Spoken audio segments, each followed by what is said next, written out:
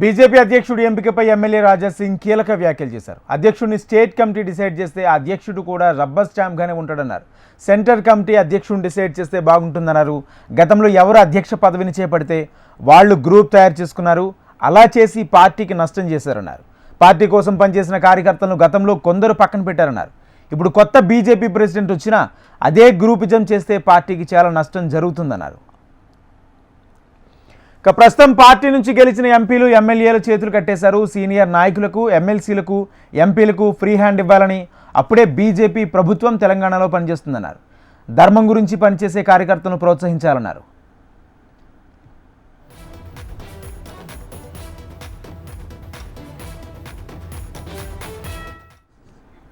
BJP అధ్యక్షుడి ఎంపికపై MLA Raja Singh కీలక వ్యాఖ్యలు చేశారు. అధ్యక్షుడిని స్టేట్ కమిటీ డిసైడ్ చేస్తే ఆ అధ్యక్షుడు కూడా rubber స్టాంప్గానే ఉంటాడన్నారు.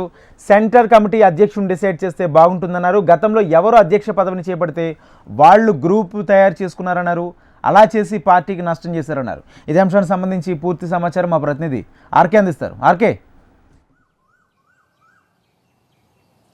Rajendra, BJP MLA Raja Singh గత కొంతకాలంగా రాష్ట్రంలో పార్టీ నేతల్లో జరుగుతున్న అసంతృప్తిపై వ్యక్తం చేస్తున్నారు. అయితే పార్టీలో ఏం జరుగుతుంది, ఏం లేదు, పార్టీ ఏ విధంగా ఉంది అనే దానిపైన గత కొంతకాలంగా ఆయన అసంతృప్తి వ్యక్తం చేస్తున్న పాటు పార్టీ నేతలపై, పార్టీ సీనియర్ నాయకులపై కీలక వ్యాఖ్యలు చేస్తున్నారు. గతంలో చూసినాము, హోలీ సందర్భంగా ఏదైతే ఉందో పాత సామాను ఉందో ఆ పాత సామాను బయటికి వెళ్ళినప్పుడే రాష్ట్రంలో అధికారంలోకి బీజేపీ వస్తుందని కీలక సంచలన వ్యాఖ్యలు చేశారు. అదేవిధంగా అసెంబ్లీ సమావేశం జరుగుతున్న నేపథ్యంలో అసెంబ్లీలో ఎవరైతే రాష్ట్రంలో ముఖ్యమంత్రి వస్తున్నారో, రాష్ట్రానికి కొత్త ముఖ్యమంత్రితో బీజేపీ నేతలు, కీలక నేతలు, సీనియర్ నేతలు రహస్య మంతనాలు జరుపుతున్నారు.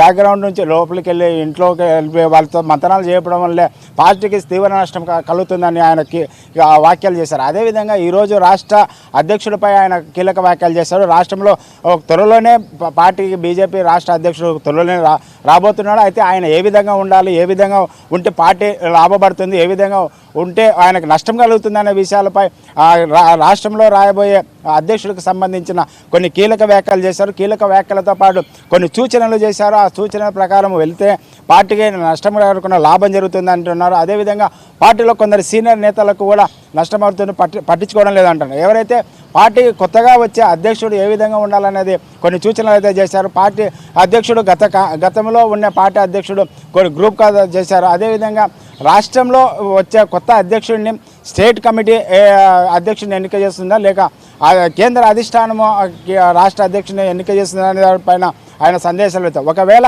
రాష్ట్ర కమిటీగానా, రాష్ట్ర అధ్యక్షుడిగానా ఎంపిక చేస్తే ఆ రాష్ట్ర అధ్యక్షుడు పార్టీకి తీవ్ర నష్టం కలిగించే అవకాశం ఉంది. అదేవిధంగా అట్లా కాకుండా కేంద్రమే చొరవ తీసుకొని రాష్ట్ర అధ్యక్షుడిని ఎంపిక చేసినట్లయితే రాష్ట్రానికి, బీజేపీకి లాభం చేకూరుతుందని ఆయన వ్యాఖ్యలు చేశారు. గతంలో ఎవరైతే రాష్ట్ర అధ్యక్షుడిగా పనిచేశారో వాళ్ళందరూ గ్రూపులు చేశారు. గ్రూపుల వల్ల పార్టీకి తీవ్ర నష్టం అనేది. ఎవరైతే వాళ్ళ చుట్టూ ఉన్నారో వాళ్ళకి మాత్రమే న్యాయం చేశారు, మిగతా వాళ్ళకి అన్యాయం చేశారు. ఏదైతే రాష్ట్రంలో మనం చూస్తున్నాము, ఆయన కేవలం రాష్ట్ర కమిటీగాన అధ్యక్షుడిని ఎంపిక చేసుకున్నట్ల నేపథ్యంలో ఆయన కేవలం రబ్బర్ స్టాంపుగా మన పనిచేసే అవకాశం ఉంటుంది. కాబట్టి కేంద్రమే చొరవ తీసుకొని రాష్ట్ర అధ్యక్షుడిని ఎంపిక చేయాలి. రాష్ట్ర అధ్యక్షుడు ఎవరు వచ్చినా ఆయనకి ఎవరైతే ఉన్నారో ఆయన పార్టీ కోసం పనిచేసే విధంగా ఉండాలి. ఎవరైతే పార్టీ అధ్యక్షుడు వస్తారో వాళ్ళు రాష్ట్ర ముఖ్యమంత్రితో రహస్య మంతనాలు చెప్పవద్దు.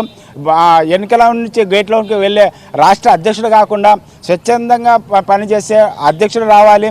ఏదైతే బీజేపీ స్టాండ్ ఉందో, హిందుత్వమే ఏజెండాగా బీజేపీ పార్టీ పనిచేస్తుంది కాబట్టి ఆ ఎజెండాతో పనిచేసే అధ్యక్షుడే రావాలనేది ఆయన అభిమతంగా మనకు కనపడుతుంది.